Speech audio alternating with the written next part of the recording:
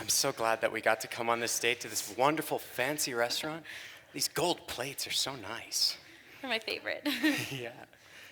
You know, did you hear that?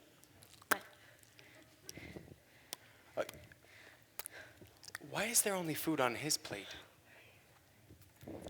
Babe, don't stare. No, do you see that? He's stuffing his face while his wife just sits there and doesn't eat anything. Seriously, that's so rude. Should we say something? I don't know.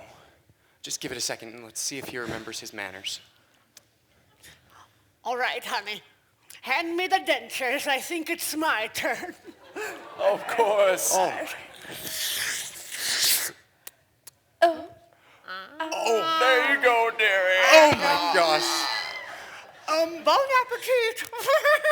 Let's go.